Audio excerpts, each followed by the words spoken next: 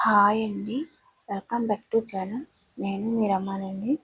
ఇవన్నీ మనకి ఈరోజు మంచి ఆరోగ్యకరమైన ఒక మంచి రెసిపీ మీకు చూపించబోతున్నానండి.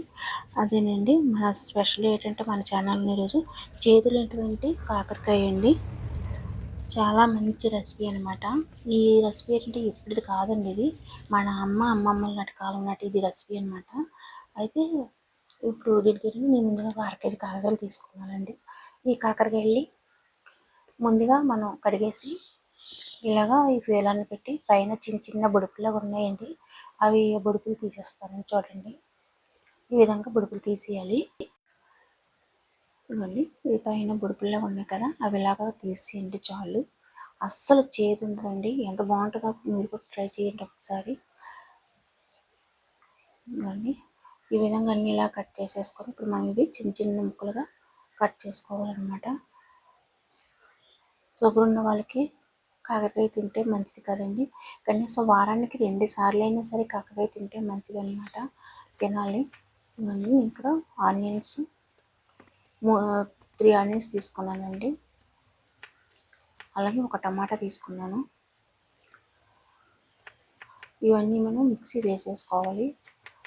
ఒక 1/2 స్పూను ధనియాలు, 1 స్పూన్ జీలకర్ర వేసేసి మిక్సీ వేసేద్దాం, పేస్ట్ చేసుకున్నాం అనమాట. అదో పక్కన పెట్టేద్దాము. నెక్స్ట్ ఇప్పుడు మనం కాకరకాయలు కట్ చేసుకున్నామండి. ఇలాగ మధ్యలో కట్ చేసేసి అందులో పిక్కలు ఉంటాయి కదండి లోపల, ఇవి ముదిరి పిక్కలు అయితే మాత్రం తీసేయండి, లేతవి అయితే తీయవసరం లేదు, ఉంచేయండి, చేదు అనిపించదు, పర్వాలేదు. ఇదండి, మన ఆంధ్ర సైడ్ అయితే కాకరకాయలు తెల్ల కాకరకాయలు ఉంటాయి, తెల్లగా ఉండవు కదండి కాకరకాయలు, గ్రీన్గా ఉంటాయి కదా మన కాకరకాయలు అండి. ఇక్కడ చూడండి, ఇది కేరళ కదా, కేరళలోని ఎంత తెల్లగా ఉన్నాయో కాకరకాయలు. తెల్లగా ఉన్న చేదుగా ఉన్నాయండి, బాగా చేదండి కాకరకాయలు కూడాను. ఇలాగా చిన్న ముక్కలుగా కట్ చేసేసుకోవాలి. ఇలా మొత్తం అన్నీ ఇలాగ చిన్న ముక్కలు కట్ చేసేసుకుందామండి. అంటే ఒక కాకరకాయలో పిక్కలు ముదిరిపోయి తీసాను, ఒక కాకరకాయలో పిక్కలు ముదరలేదండి, లేతగా ఉన్నాయని ఉంచాను అనమాట. పిక్కలు తింటే మంచిదే కదా అనేసి. నెక్స్ట్ ఇవన్నీ ఆయిల్ వేయాలి. ఇలాగ ఆయిల్ వేసాక మనం ముందు కాకరకాయ ముక్కలు డీప్ ఫ్రై చేసేద్దామండి. అంటే డీప్ ఫ్రై అంటే మరీ బాగా వేపుకోకూడదు అనమాట, కొంచెం లైట్గా వేపాలి, కొంచెం లైట్గా వేపాలండి. ఏం చేస్తారంటే కాకరకాయ వండేటప్పుడు ఇవ్వండి, చింతపండు పులుపు అనమాట.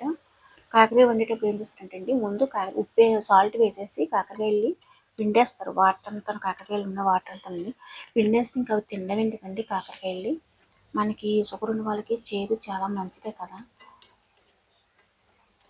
ఆ చేదు మంచిదే కదండి. అందువల్ల కాకరకాయలు పిండకండి, ఎప్పుడన్నా పిండకుంటేనే వండుకోండి, తింటారండి, ఎందుకు తిన్నారు. మీకు అంతగా చేదు అనిపిస్తే చిన్న బెల్లం వేయండి, అది చేదు పోద్ది. ఇవ్వండి, ఇలాగ కాకరకాయ ముక్కలన్నీ ఇలాగ కొద్దిగా వేపేసి ఇప్పుడు మనం ఒక ప్లేట్లో తీసేసుకున్నామండి. వీటిని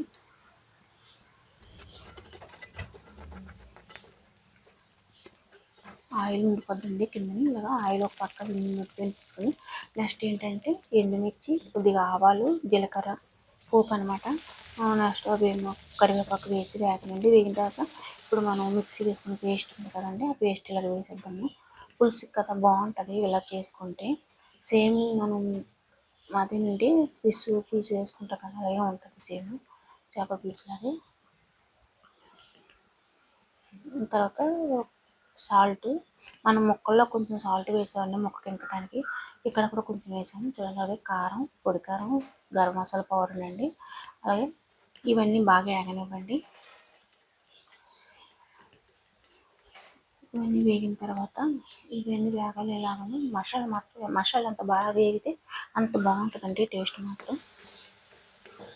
ఇవన్నీ ఇక్కడ అల్లం వెల్లుల్లి పేస్ట్ 1 స్పూన్ వేసానండి, స్కిప్ అయిపోయింది.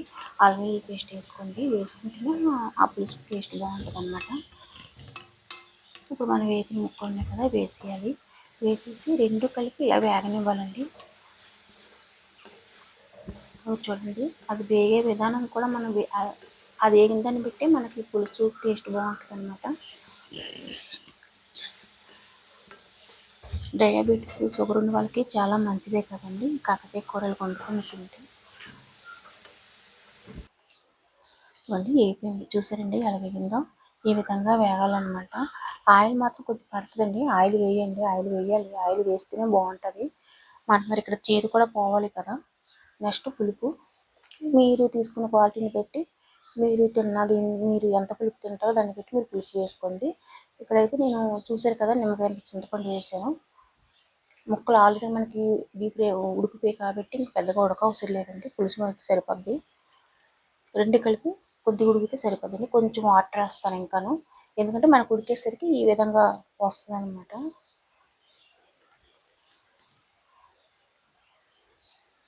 ఇలాగా అంతేనండి. మూత పెట్టేసి ఒక 5 నిమిషాలు ఇలా ఉంచేయండి. ఉంచేస్తే దగ్గర ఉడుకుతుంది అనమాట.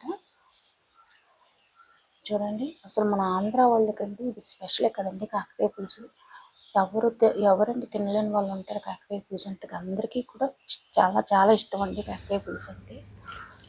తినాలని ఉంటుందండి కానీ చేదు వాళ్ళు తినరు. చేదు లేకుండా కూడా వండుకోవచ్చండి. ఇది ఇలాగ వండుకుంటే అసలు చేదు అనిపించదు. మీకు నచ్చితే చిన్న బెల్లం వేసుకోండి. మరి మీకు చేదుగా అనిపిస్తే బెల్లం వేసుకోండి కొంచెం. నేను ఇక్కడైతే బెల్లం వేయలేదు. అలాగే మా వీడియో మీకు నచ్చితే లైక్ చేయండి. అలాగే మా ఛానల్ని సబ్స్క్రైబ్ చేయండి.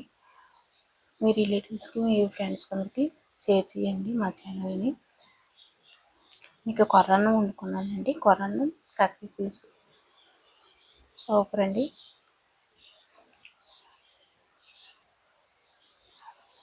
బాయ్ అండి. మళ్ళీ మనకు మంచి వీడియోతో మళ్ళీ కలుద్దామండి.